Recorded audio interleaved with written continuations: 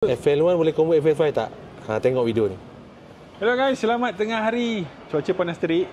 Hari ni saya dengan OP puasa. Saya masih lagi di Prominent Motors dekat Kampung Cubadak Sentul lah, Abi. Ya, betul. And then hari ni saya ada satu model Honda Civic. Tapi ini bukan Honda Civic daripada Malaysia, ini Honda Civic Recon daripada Jepun. Honda Civic FL1 ataupun Honda Civic Hatchback. Yang mana saya akan compare dengan model ni. Okay, comparison ni tak ada bawa apa-apa makna pun. Kita just compare daripada segi size, daripada segi equipment dekat dalam apa semua, dengan boot space apa semua kan. And since dia dilancarkan, this one is a model facelift. Okay, korang boleh tengok dia punya bumper tu dah lain. Saya belum pernah lagi buat video pasal ni. So hari ni, let's go. Kita buat comparison antara dua model ni. And then, pada juga yang baru kenal channel The Honda Guys, jangan lupa like, share, subscribe sebelum korang tengok video ni sampai habis.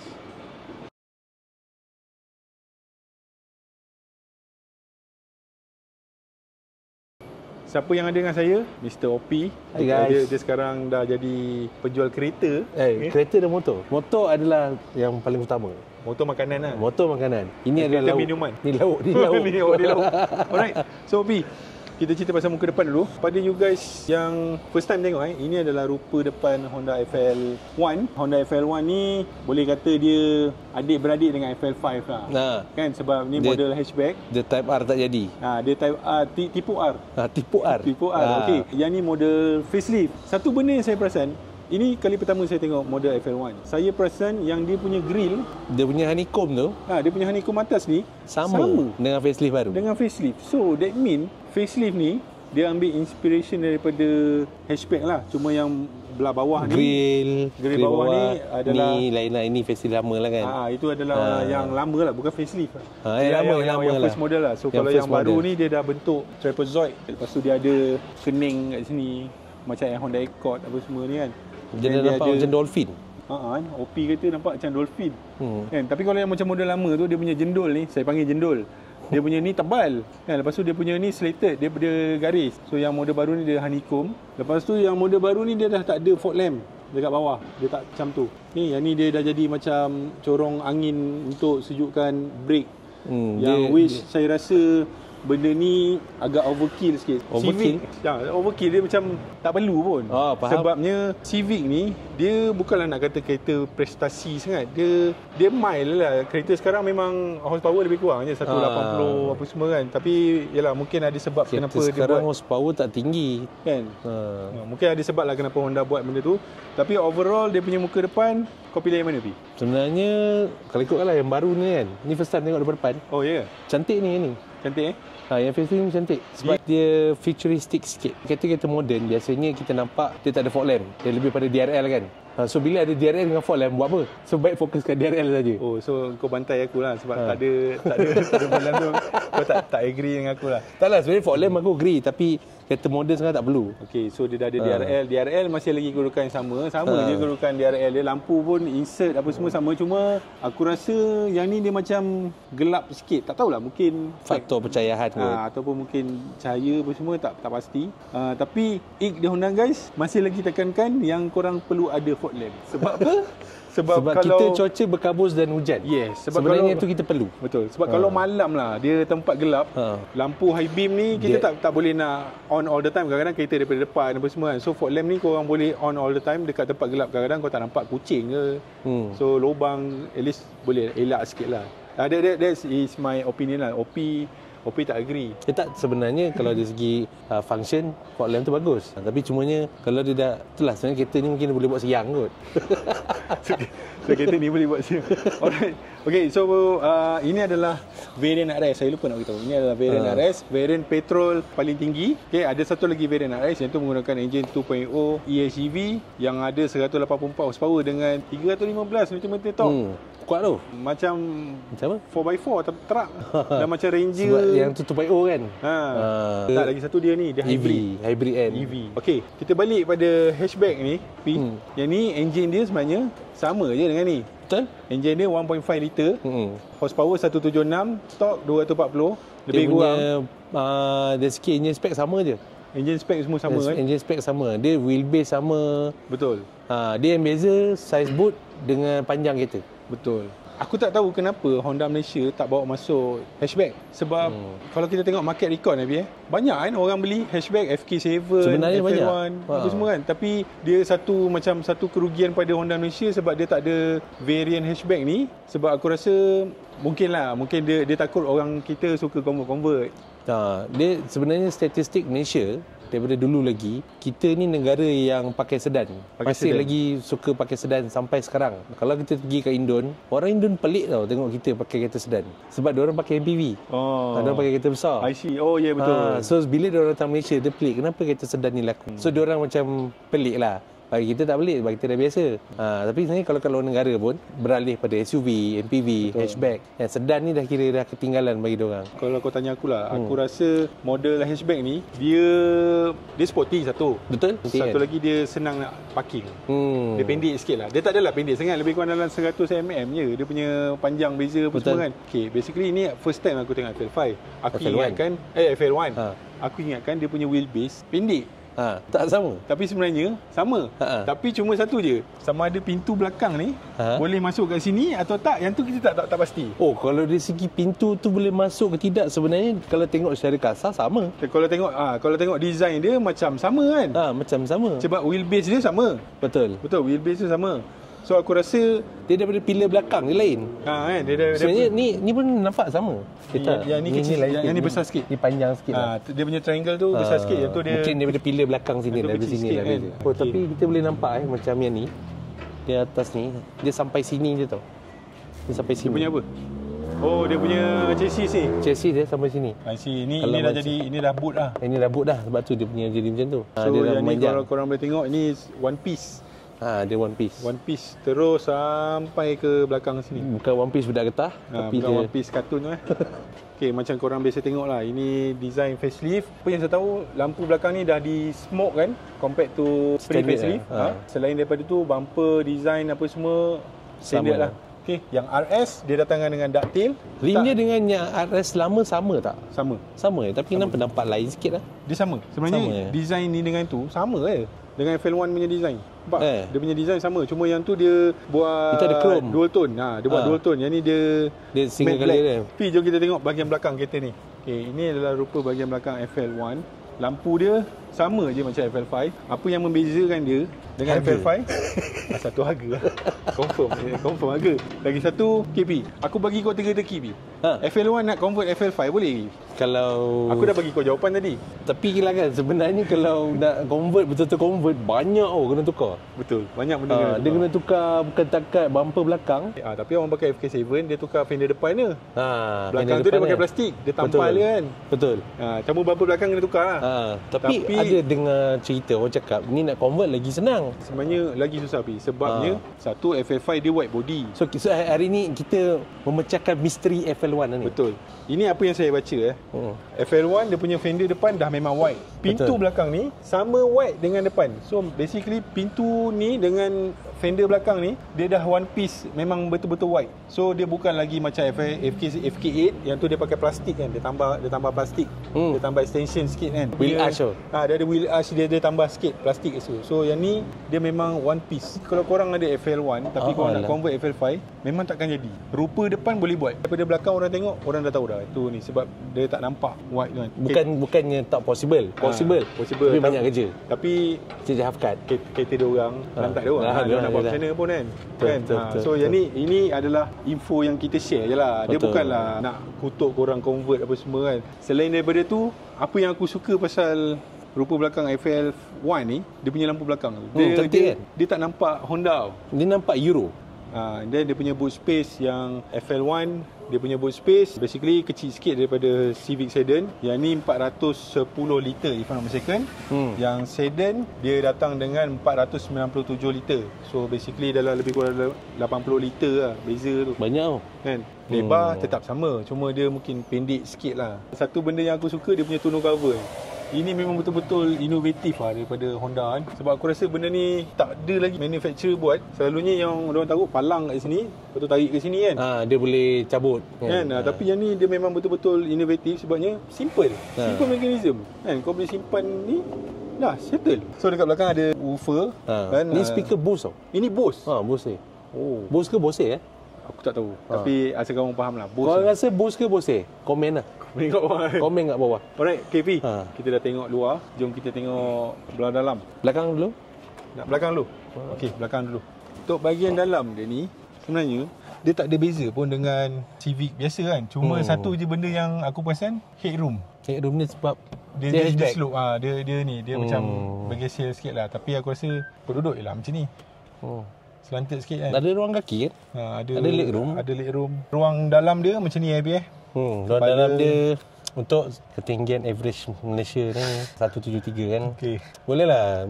Boleh. Okey lah, selesa lah. Selesa lah. Tak banyak. Orang kata apa, no complaint. Lepas tu dia punya seat material ni dia ada macam half leather dia half leather. Dia tengah ni aku tak tahu dia panggil Alcantara ke suede ke. Suede ni Suede Alcantara tak boleh duduk macam ni ke sama, tak tahu lah kan. So material dia sama je macam Honda Malaysia punya material. Ada merah punya corak-corak kat dalam tu. Lepas tu ni ada armrest, ada cup holder sama cup holder. Kalau dapat lychee ice ni, lychee ice, air yang ada aiskrim. Oh ya Allah. Okay, sekarang pukul apa? Pukul 3 lagi 3 jam sama. Lagi 4 jam. Lamanya. So aircon kat belakang sama. Tapi dia tak ada USB charger. Tapi aku rasa ni sebab model before facelift. Aku rasa facelift diorang dah ada USB charger. Yang first tu tak ada. Untuk sedan ada. Untuk sedan ada. Tapi dia bagi USB A. Kalau yang facelift dia bagi USB C. Type C lah. Type C. So untuk hatchback ni aku tak pasti yang untuk facelift hatchback ni ada ke tidak. Tapi benda ni sebenarnya kat Jepun, kalau kita perhatikan betul-betul lah, kereta ataupun motor kat Jepun ni, dia datang spek tu, dia boleh ada add-on lagi. Dia boleh customize. Dia boleh customize. Maksudnya sebab diorang punya kilang HQ sana kan, so dia boleh accept benda tu. Sebab orang panggil apa, customize order kan. Kenapa? Kenapa kita tak ada option macam tu? Sebabnya kalau macam dekat Japan, yang kita tengok diorang boleh aku nak berbau sunroof. Okay, aku tak nak seat macam ni. Betul. Kan? Aku rasa dekat Malaysia kalau kau nak customize, lepas kau dah beli kereta, kau kena hantar dekat luar. Jepun ni market dia besar. Kita ni negara kita takat berapa kalau compare dengan Jepun, berapa kaki lah kita ni. Lagi satu sebab market dia besar tu apa? Kenapa? Sebab jadi macam ni kereta Recon ni. Betul. Market kita beli. Dia negara ekspor. Kita negara import. Betul. Sebab tu orang kat sana pakai kereta kejap kan. Jom kita tengok depan Bi. Jom. Dah azan? Belum. Batuk. Bukan azan. So ini ruang depan Honda FL1. Korang boleh komen tak dekat bawah? Korang boleh nampak tak apa beza dia antara FL1 dengan FE? FE. Kan? So pada mata kasar basically kereta memang sama. Tapi saya respect Jepun ni sebabnya dia bagi high spec meter. FE tak ada? Dia FE hybrid saja meter ni. Yes. Jangan tanya kenapa kereta ni dalam bahasa Jepun sebab kereta ni memang daripada Jepun. So in fact dia punya radio kat sini pun semua dalam bahasa Jepun. Yang ni aku tak tahu. Ni sana ada, sini tak ada. Maknanya kau boleh tengok TV dalam ni? Boleh. Subscribe lah. Oh, subscribe dia ada yang TV apa awam kan. I see. Ui, kalau ada ni baik tu ni. Malaysia tak ada lah. Okay. Tapi aku nak tanya satu lah. Kalau macam yang ni dia dah ada Genesis, dia ada Auto Cruise kan. Untuk Civic FE, semua variant ada tak benda lah ni? Ada. Genesis ada. Sekarang standard Honda Malaysia, even the lower spec pun dah ada datang dengan Honda Sensing. Cuma satu model, if I'm not mistaken, yang tak ada Honda Sensing, Honda WRV. WRV yang low spec, yang tu tak ada Honda Sensing. Itu yang satu aku respect dengan Honda Malaysia. Macam Honda City yang baru facelift hari tu, semua variant dia ada 5 variant. Semua variant ada Honda Sensing. 2 variant paling atas ada Honda Connect. Honda Connect maksudnya? Honda Connect tu kau boleh linkkan dengan apps. Kau untuk boleh start kereta semua start engine, jadi kunci lah. Jadi kunci. Lepas tu kau boleh kalau kau nak sewakan kereta kat orang, bagi pinjam, so kau boleh tengok berapa speed dia bawa, berapa jauh dia pergi. Boleh monitor. So guys, jangan lupa download apps tu. Tapi yang kereta yang mana ada Honda Connect je lah. Kalau kereta korang tak ada Honda Connect, korang boleh subscribe benda tu. Cuma kena pergi dekat service center untuk pasang the device. Dia macam satu ECU. FD pun boleh pakai lah? Tak boleh. Dia kereta baru je. Baru saja. Kereta baru. Ingat korang pakai FD, beli FL1 convert. Kan FL1, FE. Yang tu pun boleh je nak beli cari dia Honda guys. Nak beli FE ni, FL FL ni, cari Opin. dia Honda guys juga. Okey, sekarang ni kita ada satu unit ni lah yang macam mana korang nampak. Satu unit yang dalam yang kita duduk ni tinggal satu saja. Harga asal adalah 167. Kita tahun 2021. Tahun 2021. Mileage dia mileage 5,000 je guys. Lagi satu lagi benda yang aku teruja tengok benda ni. Aku tak tahu korang nampak ke tak, ada SOS button. Lepas tu dengan ada call button. Kalau kau tekan SOS button tu, nanti dia keluar, dia tanya, sos cili ke sos tomato? Ke dia tarik. Aku ingat dia button. Tekan tak dia ada buka apa-apa. dulu tekan. Tak ada apa-apa lah. Tak ada apa. Dia, Dia call Honda Total Care ni. Tapi ni dekat Jepun je lah kan. 方法については、ホンダトータルケアホームページをご確認ください。 Sudah. Sorry. Wrong call. wrong number. Tapi sebenarnya dia tak ada coverage pun. Tak ada lah kan. So tadi macam tadi kita try, dia tekan, dia call Honda Total Care lah kan. Alright. So kita dah tengok dah kereta ni. Jom pergi kita tengok Civic FE pula. Jom. Seronok borak ni. Okay B. So sekarang kita ada dekat dalam FE Sedan facelift. Yeah. Okay. So korang boleh nampak lah dia punya perbezaan tadi. Meter dia yang ni separuh je. Dia sampai sini. Yang ni 7 inci punya TFT meter. Yang tadi berapa? 10 Tadi 10. Kalau full 10 lah. Dia sama macam RS hybrid. Okay. To be frank lah, masuk dalam ni sama je sebelah hari. Basically dia memang sama je. Cuma yang untuk facelift ni, model Malaysia, kita dapat ni Google punya operating system. Dia Android tapi dia ada Google punya operating system. Dia ada Play Store. Cuma Play Store ni sorry, saya tak pernah try. Sebab yang ni kena sign in. Yang ni bukan kereta saya, ini pun saya pinjam. So saya tak tahu apa yang kita boleh install. Sama ada boleh install Angry Bird ke, WhatsApp ke, apa semua tak pasti. Tapi yang pasti kereta ni dia ada Apple CarPlay, Android Auto, dua-dua wireless. Sebab tadi saya datang memang guna wireless. Letak kat sini lah. Letak kat sini, dia charge. So bateri kau tak drain lah.